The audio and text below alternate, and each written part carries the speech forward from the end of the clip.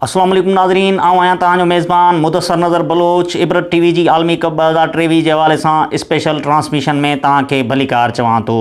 अॼु आलमी कप जो पहिरियों सेमीफाइनल आहे, जंहिंमें मेज़बान भारत ऐं न्यूज़ीलैंड जूं टीमूं आम्हूं साम्हूं थींदियूं। ॿई टीमूं सुठियूं कामयाबियूं हासिल करे हिन इवेंट में टॉप 4 में पहुतियूं आहिनि। भारत अञा ताईं हिन इवेंट में नाक़ाबिले शिकस्त रही आहे, जॾहिं त न्यूज़ीलैंड जी टीम राउंड लेवल में 5 कामयाबियूं हासिल करण बैदि सेमीफाइनल में पहुती आहे। जेकॾहिं ॿिन्ही टीमनि जो वनडे क्रिकेट में दूबदू मुक़ाबलनि जो ज़िक्र कयूं त ॿई टीमूं 117 भेरा आम्हूं साम्हूं थियूं आहिनि, जंहिंमां भारत खे 59 मैचनि में कामयाबी हासिल थी आहे, जॾहिं त 50 मैचनि में न्यूज़ीलैंड जेको आहे सोभारी थी आहे।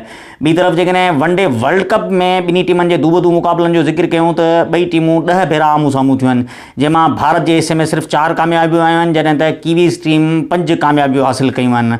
हिन इवेंट में भारत जी जेका स्ट्रेंथ आहे उहा उन्हनि जी बॉलिंग ऐं बैटिंग रही आहे। उन्हनि जी फील्डिंग बि काफ़ी बहितर परफॉर्म कयो आहे, पर जेकॾहिं उन्हनि जी बॉलिंग ऐं बैटिंग जो कंपेरिज़न कयो वञे त उहा न्यूज़ीलैंड खां काफ़ी हद ताईं बहितर आहे। ऐं ॿी अहम ॻाल्हि इहा त राउंड लेवल ते कीवी टीम खे भारत शिकस्त ॾेई चुकी आहे।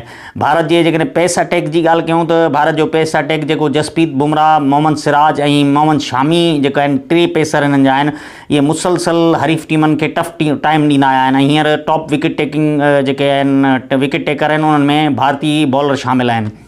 वरी उन्हनि जे स्पिन अटैक जी ॻाल्हि कयूं त रविंद्रा जडेजा ऐं कुलदीप यादव जी जेका कारकर्दगी आहे उहा बि हिन इवेंट में साराह जोगी रही आहे। ऑलराउंडर कैटेगरी में रविंद्रा जडेजा बि बहितर परफॉर्म कंदो आयो आहे। ॿी तरफ़ जेकॾहिं भारत जी बैटिंग जी ॻाल्हि कयूं त टॉप ऑर्डर उन्हनि जो शुभमन गिल ऐं रोहित शर्मा, उन्हनि जी कारकर्दगी में तसलसुल रहियो आहे। लोकेश राहुल, श्रेयस अय्यर इहे ॿई फॉर्म में अची चुका आहिनि। विराट कोहली हुई रन्स मशीन आहे, उनजी कारकर्दगी ते को सुवाल उथी नथो सघे। सो जेकॾहिं ॾिठो वञे त भारत जो कॉम्बिनेशन बिल्कुलु मुतवाज़िन आहे ऐं अॼोके सेमीफाइनल में फेवरेट बि आहे। पर ॿी तरफ़ कीवी टीम जी जेकॾहिं ज़िक्र कयूं त केन विलियमसन जी वापसी बैदि जहिड़ी रीति हुननि हिन इवेंट में टॉप 4 में जल्दी क्वालिफाई करे वरितो, ख़ासि तौर ते पाकिस्तान खे जहिड़ी रीति उन्हनि शिकस्त ॾिनी ऐं वरी श्रीलंका खे हारायो। सो उन मां इहो चई सघिजे थो त पाकिस्तान जी जेका टीम आहे, न्यूज़ीलैंड जी जेका टीम आहे, पाकिस्तान खां जेको आहे उन्हनि सेमीफाइनल खसे ऐं मतिलबु सेमीफाइनल में हुननि जी पोजीशन पाकिस्तान जी बहितर हुई, पर नेट रन रेट जे हिसाब सां न्यूज़ीलैंड पहुती। पर जेकॾहिं न्यूज़ीलैंड जी हिन इवेंट में कंपेरिज़न कयो वञे त 1-2 मैच में उन्हनि जी कारकर्दगी थोरी जेका आहे उहा कमज़ोर नज़र आई, पर जहिड़ी रीति उन्हनि बाउंस बैक कयो आहे त उन मां इहो ज़ाहिर आहे त उहो अॼोकी मैच में भारत खे टफ टाइम ॾेई सघे थी। जेका टीम अॻियां बैटिंग कंदी उहा वॾो स्कोर करण जी कोशिशि कंदी, ऐं पोयां टीम जेका बैटिंग कंदी उन लाइ चेसिंग लाइ थोरियूं मुश्किलातूं हूंदियूं। कीवी टीम जो चेसिंग में ट्रैक रिकॉर्ड हिन इवेंट में कुझु बहितर आहे ऐं कुझु उन्हनि में ख़ामियूं आहिनि। बहरहाल इहो चई सघिजे थो त कीवी टीम कंहिं बि सूरत मेज़बान भारत खे जेको आहे उहो स्मूथली मैच खटणु न ॾींदी। भारत लाइ इहो बि हिकु चैलेंज हूंदो त 2019 जे वर्ल्ड कप में न्यूज़ीलैंड जी टीम ई उन्हनि खे सेमीफाइनल में शिकस्त ॾेई इवेंट खां ॿाहिरि कयो।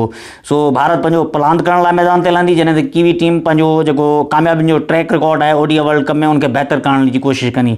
सो ॾिसूं त अॼु ॿई टीमूं कहिड़ी रीति मैदान ते लहनि थियूं ऐं कहिड़ी टीम फाइनल लाइ क्वालिफाई करे थी।